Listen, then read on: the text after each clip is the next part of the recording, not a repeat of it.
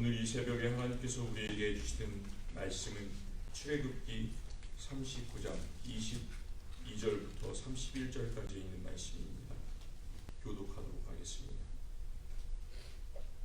그가 애복 받침 긴 옷을 전부 청색으로 짜서 만들 때 그것을 그 사이에 몰라내어 가고 길같이 성중의 줄을 짜서 찢어지지 않게 하고 청색, 자색, 홍색 실과 가는 배실로 그 옷 가장자리에 석류를 수놓고 성중으로 가방을 만들어 그 옷 가장자리로 돌아가며 성중 사이사이에 가는데 방울과 석류를 서로 간격하여 공직하는 그 옷 가장자리로 돌아가며 달았으니 여호와께서 모세에게 명하신 대로 하였더라. 그들이 초생장 나름대로 아론과 그 아들들을 위하여 속옷을 짓고 세마포로 두건을 짓고 세마포로 빛난 관을 만들고 가는 배실로 짜서 세마포 보이들을 만들고 가는 배실과 청색, 자색, 홍색 실로 수놓아 뼈를 만들었으니 여호와께서 모세에게 명하신 대로 하였더라. 그들이 또 정금으로 거룩한 패를 만들고 이는 새김같이 그 위에 여호와께 성결이라 새기고 그 패를 청색 끈으로 관 전면에 달았으니 여호와께서 모세에게 명하신 대로 하였더라. 아멘. 대제사장 아론의 옷은 모두 4겹으로 되어 있었습니다. 가장 안쪽에는 고운 모시로 만든 속옷을 입었습니다. 그리고 그 위에는 전부 다 청색으로 만들어진 긴 애복 받침 혹은 겉옷이라고 불리는 옷을 입었고요. 또 그 위에는 앞치마처럼 생겼는데 성막을 만드는 재질과 똑같은 귀한 청색, 자색, 홍색 그리고 금실로 만들어진 거룩한 옷은 에봇을 입었습니다. 그리고 마지막으로 맨 위에는 이스라엘 12지파의 보석이 12개가 각기 박힌 흉패를 입었습니다. 이렇게 4겹으로 되어 있었습니다. 어제는 우리가 이 중에서 애복과 흉패가 과연 어떤 의미가 있는가를 생각해 보았습니다. 오늘은 나머지 대제사장의 옷 중에서 중요한 의미를 가지고 있는 것들이 어떤 것이 있는가 그 뜻을 생각해 보았으면 좋겠습니다. 우리가 오늘 출애굽기 39장 22절부터 31절까지 말씀을 읽었는데요. 그 중에 혹시 기억나는 것이 어떤 것이 있을까요? 여기서 보시면 성경에 이렇게 따옴표 같은 것을 달아서 쓴 글씨가 있잖아요. 오늘 30절에 보시면 여호와께 성결이라는 그런 단어가 구절이 나옵니다. 여호와께 성결이라고 새긴 그 머리에 붙이는 금으로 만든 거룩한 패가 아주 중요한 그런 내용 중에 하나고요. 또 한 가지는 25절에서 왜 정금으로 방울을 만들어서 애복 받침 그 긴 옷 가장자리에 달았을까 하는 점이 참 궁금합니다. 이 금으로 만든 방울부터 한번 생각해 보았으면 좋겠습니다.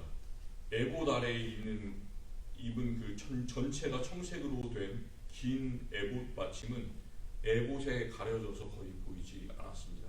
에봇의 모양이 앞치마처럼 되었다라고 했으니까요. 한번 생각해 보십시오. 아마 이 다리까지는 잘 보이지 않았겠죠. 그리고 그 아래부터 발까지 부분만 그 청색 에봇 받침이 드러나게 만들어져 있었습니다. 이 옷에서 가장 중요하게 보이는 부분은 그 옷 맨 아래 가장자리에 단 장식이었는데 거기에는 돌아가면서 청색, 자색, 홍색 실로 만들어서 수놓은 석류 모양이 있었고요. 그리고 그와 함께 순금으로 만들어진 금방울이 하나하나 이렇게 석류 금방울 돌아가면서 동일한 간격으로 수놓아져 있었습니다. 여기서 석류를 달았다고 했는데 석류는 과연 무슨 뜻일까요? 석류. 이스라엘에서 석류는 풍요로움을 상징했습니다. 이스라엘이 후대에 북이스라엘과 남유다로 분열되고 이제 맨 마지막에 북이스라엘은 이미 멸망하고 남유다가 바벨론에게 멸망할 때 바벨론의 군대 장관은 솔로몬이 지은 그 하나님의 성전을 불사르고 거기에 있는 모든 금은 기구들을 다 자기 나라들로 가져갔습니다. 그때 솔로몬 성전에는 2개의 아주 큰 건물 전체를 지탱하는 큰 기둥이 있었다고 말합니다. 그런데 그 기둥 하나에 각각 석류가 100개씩 새겨져 있었다는 그런 기록이 예레미야 맨 마지막 장 52장에는 나와 있습니다. 그리고 솔로몬의 사랑의 노래인 아가에는 석류에 관한 2개의 구절이 있습니다. 혹시 여자분이라면 이런 구절, 이런 고백들을 남편한테 받아본 적이 있었는가 한번 생각해 보시기 바랍니다. 그 솔로몬이 자기가 사랑하는 슐람미 여인한테 이렇게 고백을 해요. 너의 입은 홍색실 같고 너의 입은 어여쁘고 너울 속에 너의 뺨은 석류 한쪽 같구나. 어떻게 이렇게 아름다운 표현을 하는지 저는 한 번도 해본 적이 없는 것 같아요. 그리고 또 다른 구절은 너울 속에 너의 뺨은 석류 한쪽 같구나. 막 너무 아른아른 거려가지고 너울 속에 너의 뺨. 그런 로맨스가 아직도 남아있는지 모르겠습니다. 어쨌든 이런 에로틱한 성경 구절을 새벽기도 시간에 참 나누기가 어렵지만 제가 좀 그런 사랑의 마음을 서로 되찾으시라고 같이 나눠봤습니다. 어쨌든 이 아가서에는 그 사랑하는 여인의 아름다움을 석류에 비교를 하고 있습니다. 제사장의 애복받침 아래 가장자리에 다는 석류도 이와 비슷한 뜻을 가졌으리라고 생각을 해봅니다. 하나님께서 이스라엘을 풍요롭게 하시고 또 자손을 풍성케 하시고 큰 복을 내리시기를 원하신다. 하나님께서 늘 채워주신다라는 그런 의미가 이 제사장의 옷에 있었던 석류에 담겨 있었을 것 같습니다. 그런데 석류와 함께 번갈아 달려 있었던 금방울은 왜 같이 달려 있었을까요? 비싼 것이기 때문에, 값진 것이기 때문에 달려 있을 것일까요? 오늘 읽은 우리가 출애굽기 39장을 읽었는데 거기에는 나오지가 않습니다. 왜 그게 달려 있었을까? 그런데 똑같은 내용을 보다 자세하게 기록하고 있는 출애굽기 28장 35절에는 그 뜻을 이렇게 기록하고 있습니다. 이게 좋은 뜻인가 나쁜 뜻인가 한번 생각해 보시기 바랍니다. 아론이 입고 여호와를 섬기러 성소에 들어갈 때와 성소에서 나갈 때에 그 소리가 들릴 것이라. 그리하면 그가 죽지 아니하리라. 이런 구절이 있습니다.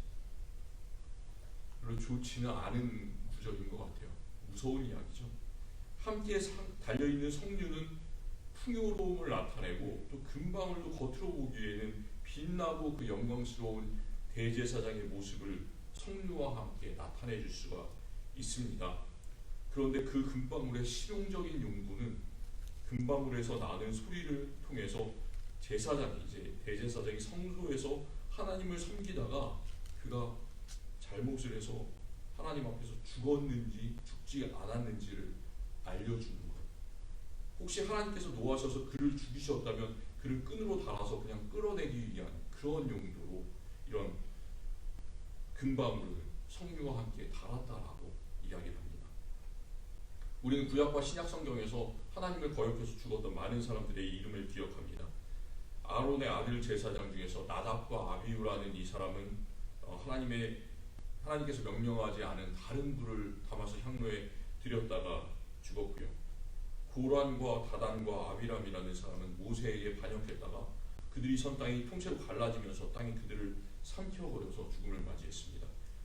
그리고 신약 성경에서도 초대교회에 아나니아와 삽비라라는 그런 부부가 있었는데 땅을 팔아서 사도들에게 드린 땅값의 일부를 숨겼다가 하나님께 거짓말했기 때문에 그 자리에서 혼이 떠나가서 죽었습니다.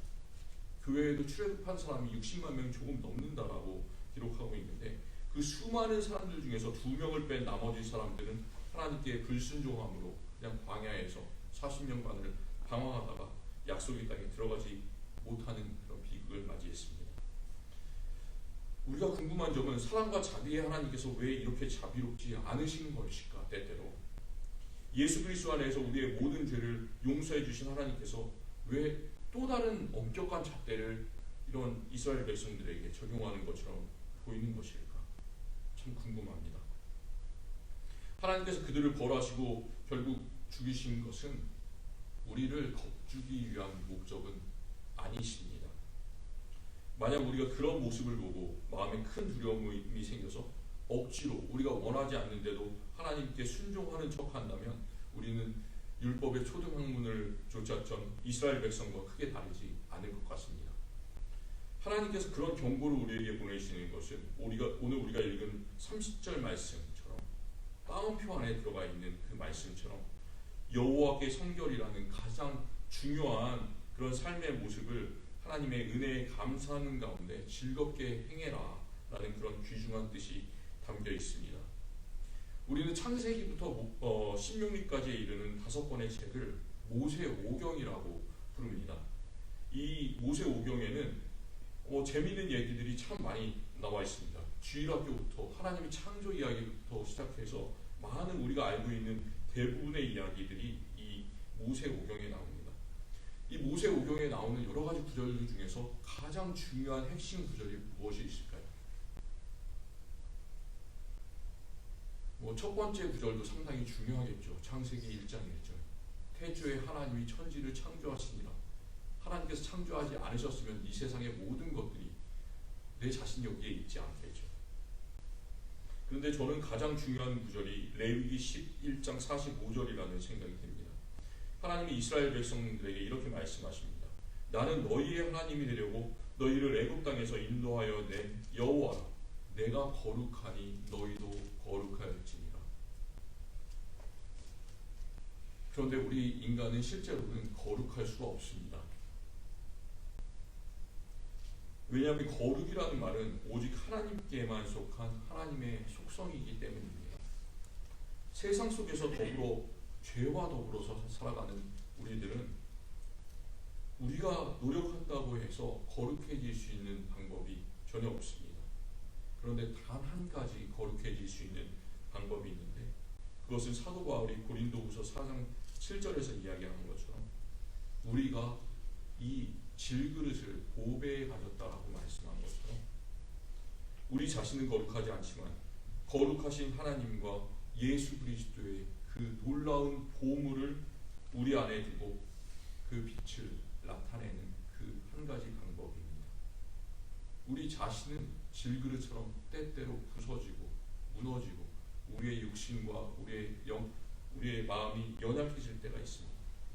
그렇지만 그럴 때라도 우리 안에 있는 예수 그리스도는 우리의 연약한 질그릇을 통해서 드러나게 되어 있습니다. 그것이 바로 오늘 말씀하는 성결의 뜻입니다. 우리는 거룩하지 않지만 거룩하신 하나님을 모시고 하나님을 드러내면서 깨끗하게 살아가는 것, 바로 그것이 성결의 뜻입니다. 제가 초등학교 다닐 때 교회를 다니면서 기억하는 한 가지 사건이 있습니다. 제 아버지는 당시에 아주 늦은 나이에 신학을 공부를 하시고 서울 한복판 중구 정동에 있었던 덕수교회라는 곳에서 고등부 전도사를 시작을 하셨어요. 그런데 얼마 지나지 않아서 교회가 다른 곳으로 성북구 성북동으로 건축을 하면서 이전을 했습니다. 그 건축 당시에 교회는 임시로 예배드릴 장소가 필요하잖아요. 많은 교회들이.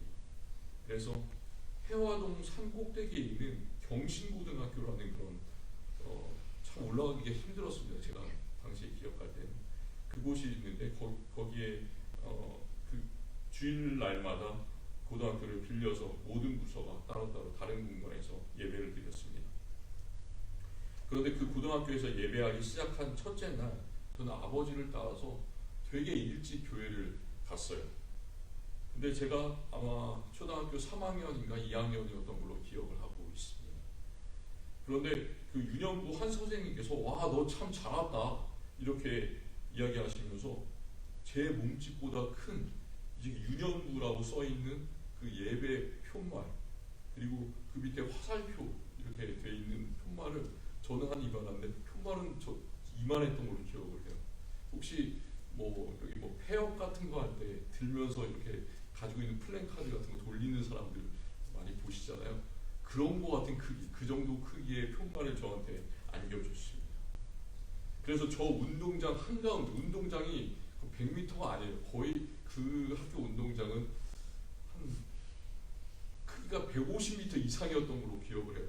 거기 아무도 없는데 그 가운데 한복판에 사람이 지나갈 만한 장소에 딱 그 자리에 가서 서 있어라 이렇게 이야기를 하는 겁니다. 저는 아이들과 어른들이 저를 지나갈 때마다 너무 창피했어요. 어쩔 줄은 몰랐습니다. 왜 나한테 과연 이런 것들을 시키나? 가장 첫 번째 왔다는 그 이유로 이런 정말 짐 같은 이런 편말을 왜 나한테 안겨주는 건가, 이런 생각을 계속했습니다. 어떤 어른들이 지나가면서 너 참 대단하다 그러면서 제 머리를 이렇게 쓰다듬어 주는 거예요. 근데 그때마다 더 창피했습니다. 어쩔 줄 모르고 쥐구멍으로 들어가고 싶은 그런 마음이 들었습니다. 그런데 조금 지나서 더 큰 문제가 생겼는데, 예배 시간이 30분이 지났는데 아무도 저를 데려오지 않는 거예요. 그냥 그 앞에서 저는 아무런 오더도 없고 그러니까 그냥 계속 서 있었습니다. 30분 지난 다음에 거의 예배가 다 끝날 때 유년부 어떤 선생님이 지나가면서 너 왜 아직도 여기 서 있냐 이렇게 얘기를 하면서 저를 데리고 들어갔던 기억이 납니다. 딱 그날 하루였지만 그날의 창피했던 기억은 30년이 훨씬 지났는데 아직까지 제 기억 속에 남아 있습니다. 제가 제 기억을 말씀드린 이유는 오늘 말씀에서 대제사장이 머리에 두건을 쓰고 그 관을 쓰고 그 위에 여호와께 성결이라고 새겨진 패를 맸는데, 패를 맬 때 그 끈을 청색으로 달았다고 했어요. 청색으로 달았다는 것은 다른 여러 가지 색깔 끈도 있는데, 제가 오늘 청색 옷을 입었잖아요. 잘 보이잖아요, 다른 사람한테. 근데 그거 마찬가지로 청색 끈을 달면 다른 사람들은 대제사장의 다른 모습을 보는 것이 아니라 머리에 달았던 여호와께 성결이라는 그 패만 강조해서 보이게 되어 있었을 것 같습니다. 제가 그 유년부라는 푯말을 들고 그 앞에 서 있었던 것과 대제사장이 성소에 들어갈 때 그 마음이 비슷했지 않을까, 이런 생각이 들었어요. 머리에 몇 겹으로 두건을 쓰고 그 위에 관을 쓰고 그리고 청색 끈으로 달아서 둘러쓴 그 패는 아주 활동하게 답답하고 거추장스럽고, 또 다른 사람이 보기에 대제사장 자기 자신의 위엄을 나타내기보다는 이 끈과 이런 패만 보이게 되어 있습니다. 여호와께 성결이라는 그런 말만 강조해서 보이게 되어 있어요. 다른 사람이 보기에 뭔가 좀 부자연스럽다라는 그런 느낌을 가질 수밖에 없게 되어 있었을 것 같습니다. 그런데 제가 유년부 푯말을 들었을 때 그것을 본 많은 친구들이 첫 번째 오는 그 장소에서 예배 장소를 찾아서 들어갈 수 있었던 것처럼, 그 부자연스럽고 거추장스러운 여호와께 성결이라는 그 패는 이스라엘의 모든 사람을 거룩하신 하나님께로 인도하고 또 그들을 대제사장의 모습과 같이 성결하게 살게 하는 놀라운 표지가 되었습니다. 저는 우리의 모두의 삶이 그런 본이 되었으면 좋겠습니다. 거룩한 제사장으로서 우리의 성결한 삶과 또 섬김을 통해서 많은 사람들이 주님께로 돌아오는 놀라운 일들이 우리를 통해서 일어나기를 원합니다. 기도하겠습니다. 하나님 감사합니다. 하나님께서는 모세에게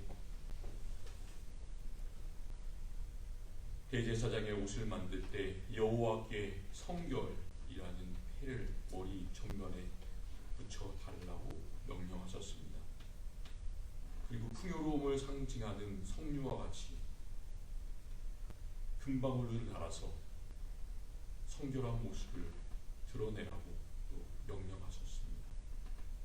참 보기에는 거추장스럽고 부자연스럽지만 그런 모습을 통해서 대제사장의 마음이, 정결한 마음이 백성들에게 전달되고 또 백성들이 하나님과 같이 거룩한 삶을 살아가야겠다고 그들의 마음속에서 다짐하는 그런 모습들이 일어났을 것 같습니다. 예수 그리스도를 통해서 우리를 구속하여 주시니 감사합니다. 또 우리에게 예수 그리스도와 같은 겸손한 마음을 허락하여 주시니 참 감사합니다. 하나님께서 거룩하셨던 것처럼 늘 우리의 삶을 인도하여 주시는 것처럼 우리가 우리 삶 속에서 하나님의 거룩하심을 기억하고 또 우리도 거룩하게 살도록 인도하여 주시옵소서. 성결하게 살도록 인도하여 주시옵소서. 우리 한 명 한 명에게 주님의 놀라운 성령을 부어 주옵소서. 예수 그리스도 이름으로 기도드립니다. 아멘. 찬송가 212장 같이 찬송하시겠습니다. 찬송가 212장 너 성결케 위해 늘 기도하며 너 주 안에 있어 늘 성경 보고. 찬송가 212장 같이 찬송하시겠습니다.